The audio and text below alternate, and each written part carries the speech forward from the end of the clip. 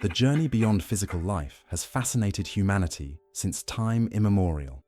Edgar Cayce, often called the sleeping prophet, provided some of the most profound insights into what happens after we cross the threshold between worlds. According to Cayce's readings, death is not an end, but a transition. Our loved ones don't disappear. They simply change form. When someone we love passes away, the grief can be overwhelming.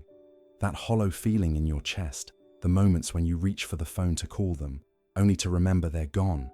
But are they really gone? Cayce's work suggests otherwise. The first sign your deceased loved one is still with you is often the most subtle, yet profound, a perceptible energetic presence in moments of silence. Many people report feeling someone sitting beside them while they're alone, or sensing a familiar presence in an empty room. This isn't your imagination playing tricks. It's what Cayce described as the soul's continued existence in our proximity. When you sit quietly, perhaps meditating or simply in the stillness of early morning, you might feel them near, like a gentle hand on your shoulder or a comforting presence beside you. The renowned astronomer Carl once noted that we are made of star stuff, acknowledging the cosmic connection between all energy in the universe. This scientific perspective aligns beautifully with Cayce's spiritual understanding that energy, including the energy of consciousness, cannot be destroyed, only transformed. The second sign often manifests as unexplainable changes in your physical environment. Perhaps you've experienced lights flickering when you mention your loved one's name, or electronic devices turning on spontaneously playing their favorite song. Maybe you felt sudden, inexplicable breezes inside your home when all windows are closed. These phenomena, while often dismissed as coincidence, were interpreted by Cayce as deliberate attempts at communication from the other side. The veil between worlds is thinner than we imagine, and those who have passed often find ways to manipulate physical reality to let us know they're present. Dreams represent the third significant sign. Not ordinary dreams, but vivid, realistic encounters that leave you with a profound sense of having actually been with your loved one. Cayce believed that during sleep, our souls are free to travel to different planes of existence, including those where our deceased loved ones now reside. These dreams often feel different from regular dreams. The colors are more vibrant, the emotions more intense, and the interactions more meaningful. You might wake up feeling as though you've truly spent time with them, perhaps receiving messages of comfort or guidance that seem too specific to be mere imagination. The fourth sign comes through personal symbols connected to your loved one, a particular type of butterfly that keeps appearing in unusual places or times, a specific bird that seems to follow you or appear at significant moments. Maybe it's finding pennies or feathers in your path consistently, or seeing their favorite number sequence repeatedly. Cayce spoke of how souls often use symbolic language to communicate with us, choosing objects or creatures that held special meaning during their physical life, or represent transformation and freedom in their new existence. These signs aren't random occurrences or wishful thinking. They're what Cayce described as deliberate bridges between dimensions, built by those who love us from the other side. They reach across the divide not to haunt us, but to heal us, to remind us that love transcends physical death. What signs have you noticed? Have you felt that inexplicable presence in quiet moments? Have you experienced those electrical anomalies that seem to respond to your thoughts or conversations? Have your dreams become a meeting place? Are there symbols appearing in your life that speak clearly of someone specific? Beyond the subtle energetic presence and environmental changes, Cayce identified more tangible ways our deceased loved ones make their presence known. These manifestations often engage our physical senses directly, creating undeniable moments of connection that can bring profound comfort during grief. The fifth sign comes through unexpected physical sensations that seem to materialize from nowhere. Many people report experiencing sudden localized warmth, as if someone has placed a hand on their shoulder or back. Others describe distinctive chills or goosebumps that appear when they're thinking about their loved one or facing a difficult decision. Some even feel the unmistakable sensation of being hugged or embraced when no one else is present. Cayce explained these phenomena as moments when the energy of our loved ones becomes dense enough to create actual physical sensations in our reality. Their desire to comfort us becomes so strong that it manifests as touch, perhaps the sense we miss most when someone is gone. I was sitting alone in my living room, recounts Maria from Boston, crying over my mother's photos 1 year after her passing, when I felt the distinct pressure of someone sitting down next to me on the couch and a warmth around my shoulders, exactly the way she used to comfort me. There was no one there, but the feeling was unmistakable. The sixth sign arrives through our sense of smell, perhaps the most powerful sense connected to memory. Familiar aromas associated with your loved one may appear suddenly in spaces where their physical source isn't present. The scent of your grandmother's signature perfume wafting through your kitchen while you try to recreate her recipes. Your father's pipe tobacco aroma appearing in your car during a stressful commute. Your child's favorite bubble bath scent emerging in their bedroom months after they've passed. Cayce noted that scent is one of the easiest vibrational frequencies for spirits to manipulate, allowing them to create these olfactory reminders of their continuing presence. These scents typically appear briefly but powerfully, often in moments when you most need comfort or are actively thinking about your loved one. Our animal companions provide the seventh sign through their remarkable sensitivity to energies beyond our normal perception. Dogs staring intently at empty corners, wagging their tails at nothing visible, or barking playfully at vacant spaces. Cats purring and rubbing against invisible presences, or following something with their eyes that you cannot see. Cayce believed that animals, unburdened by the mental filters that limit human perception, can directly perceive the energetic presence of spirits. Their natural sensitivity makes them excellent intermediaries, often reacting to your deceased loved ones in ways that confirm what you might be sensing yourself but doubting. The eighth sign manifests as an enhanced inner voice or intuition. Many report receiving sudden insights, warnings, or guidance that feels distinctly different from their normal thoughts, often carrying the unmistakable personality or wisdom of their deceased loved one. This might come as words you hear internally, sudden knowledge about what to do in a critical situation, or a persistent feeling about a decision that doesn't make logical sense, but later proves correct. Cayce described this phenomenon as direct mind-to-mind communication, suggesting that without physical barriers, departed souls can connect directly with our consciousness. James, a widower from Oregon, shares, 6 months after my wife passed, I was considering selling our home. The morning I planned to call the realtor, I woke with her voice clear in my head saying, "Not yet, wait until spring." It wasn't a dream. It was as clear as if she was speaking to me. I waited, and in spring, property values in our neighborhood increased significantly due to new development announcements. It was exactly what she would have advised. She always had a sense for timing financial decisions. These physical and sensory connections serve as powerful reminders that death changes the relationship with our loved ones, but doesn't end it. According to Cayce's extensive readings, the soul's journey continues, and with it, the bonds of love that connect us across dimensions remain intact. They find creative and personal ways to reach us, often using the unique sensory languages that were meaningful in your relationship during physical life.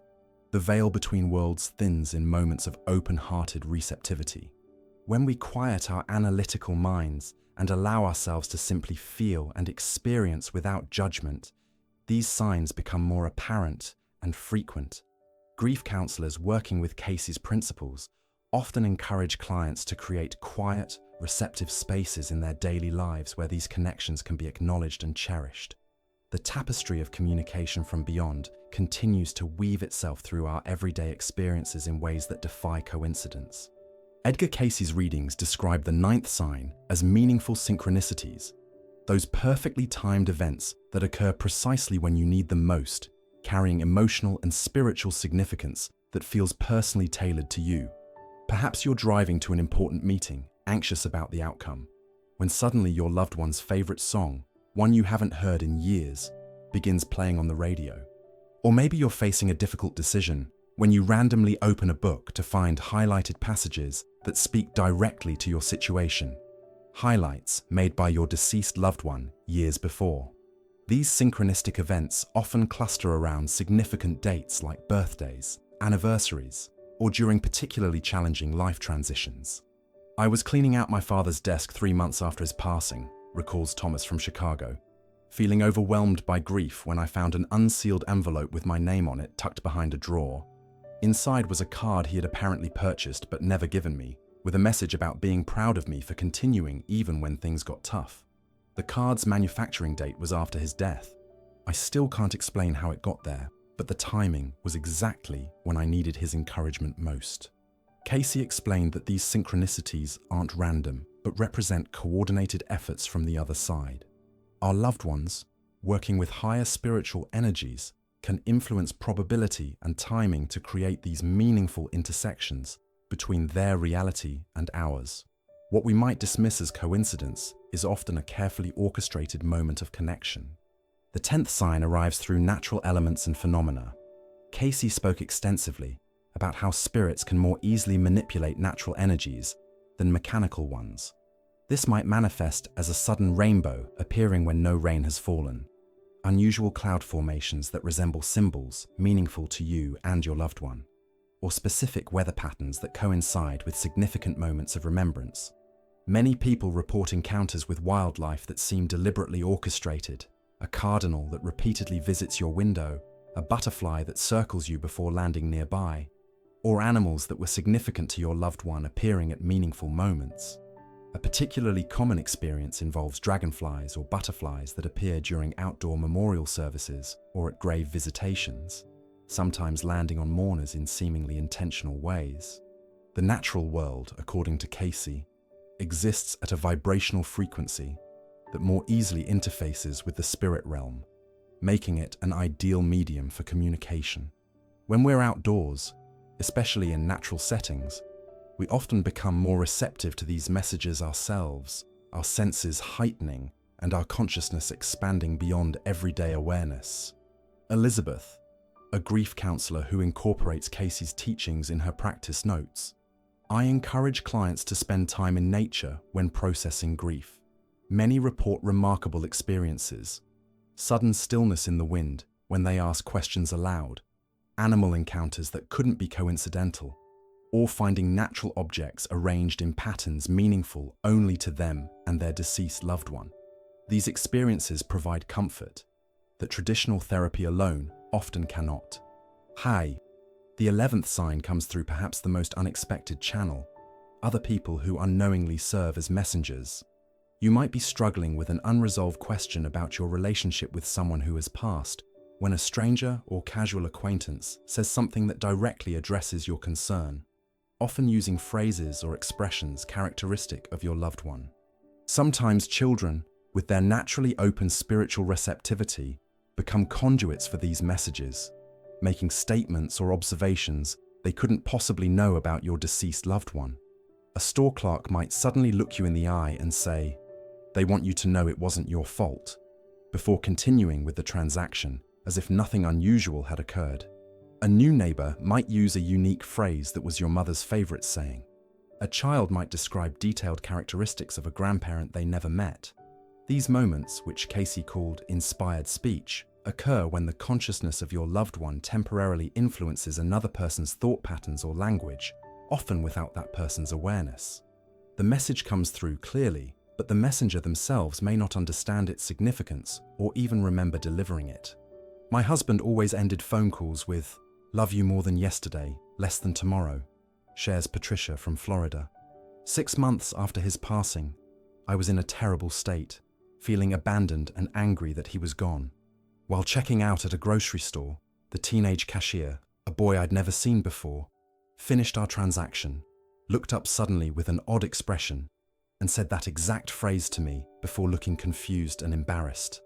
There's no way he could have known those words, but in that moment, I felt my husband's presence as surely as if he were standing beside me." These forms of communication highlight Cayce's understanding that consciousness extends beyond the physical body and can interact with our material world in remarkably creative ways. The veil between dimensions is permeable, allowing love to flow through in manifestations that confirm the continuing bond between souls. The 12th, and perhaps most profound sign that your deceased loved one remains connected to you, manifests as an inexplicable sense of peace that descends during moments of intense grief. This isn't the gradual healing that naturally occurs with time, but rather a sudden, encompassing calm that seems to come from outside yourself, often when your pain is at its most acute. Edgar Cayce described this phenomenon as direct spiritual intervention, explaining that when our suffering reaches unbearable levels, our loved ones can temporarily merge their energy field with ours, creating what he called a vibrational healing embrace. This energetic connection allows them to directly soothe our emotional pain in ways that transcend normal understanding. The night after my son's funeral, I collapsed on his bed in complete despair, shares Michael from Denver. In that moment of utter brokenness, I was suddenly enveloped in what felt like a wave of warmth and peace. My sobbing stopped, and I felt what I can only describe as love pouring into me from all directions. It wasn't that my grief disappeared. It was that I somehow knew with absolute certainty that he was okay, and that our connection remained unbroken. That moment changed everything about how I continued to grieve. Cayce emphasized that this peace differs from emotional numbness or denial. Instead, it carries a quality of illumination and understanding, a profound knowing that transcends intellectual comprehension. Recipients often describe feeling held or carried through their darkest moments by a presence they recognize as their loved one, even when they can't see or hear them directly. This experience frequently catalyzes a spiritual awakening or deepening, regardless of one's religious background. The direct experience of continuing bonds beyond death often transforms fundamental beliefs about reality itself. People who have felt this presence report lasting changes in their understanding of consciousness, mortality, and the nature of existence. Dr. Raymond Moody, whose pioneering research on near-death experiences built upon Cayce's earlier work, noted, "The consistent reports of continuing bonds with deceased loved ones represent one of the most compelling bodies of evidence for consciousness beyond physical death.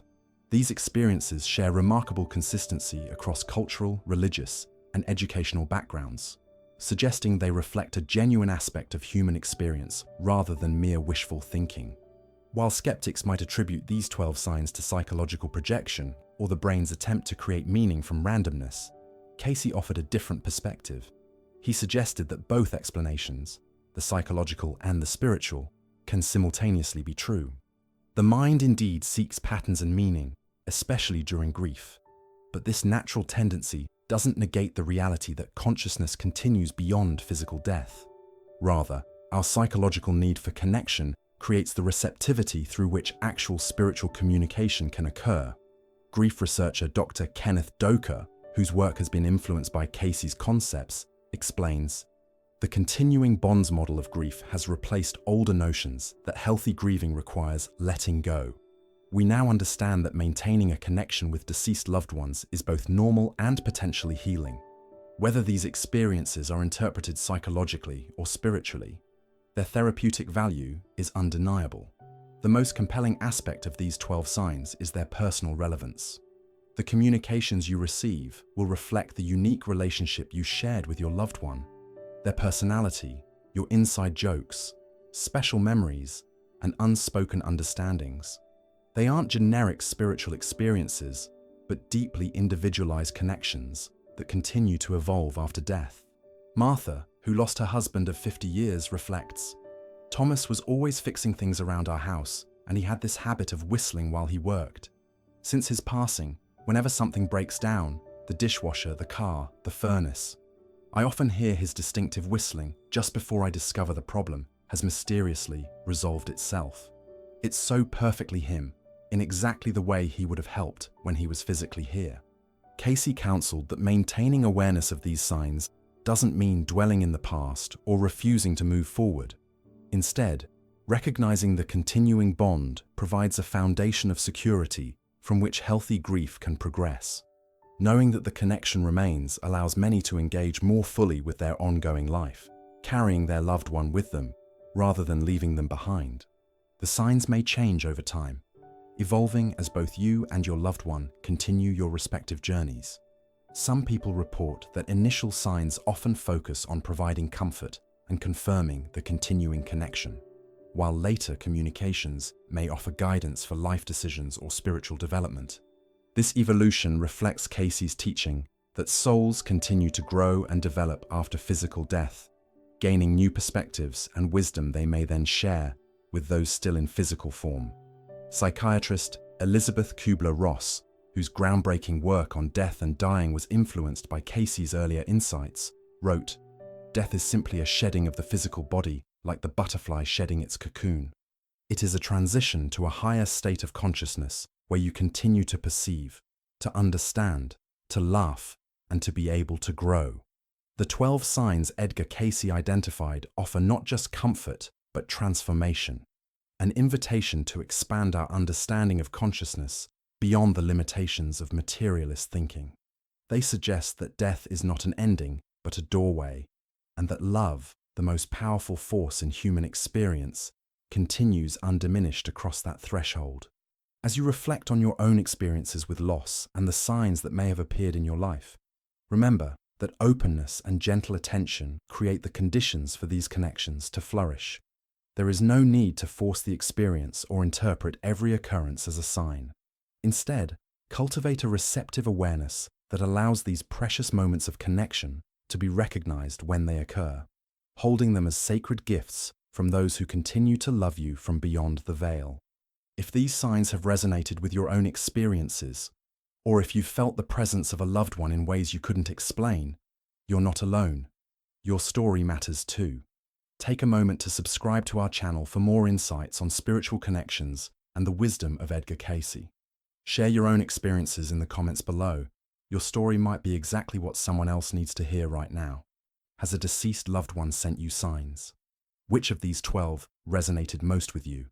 Let us know in the comments. And don't forget to hit that notification bell to join our community of seekers exploring life's deepest mysteries together.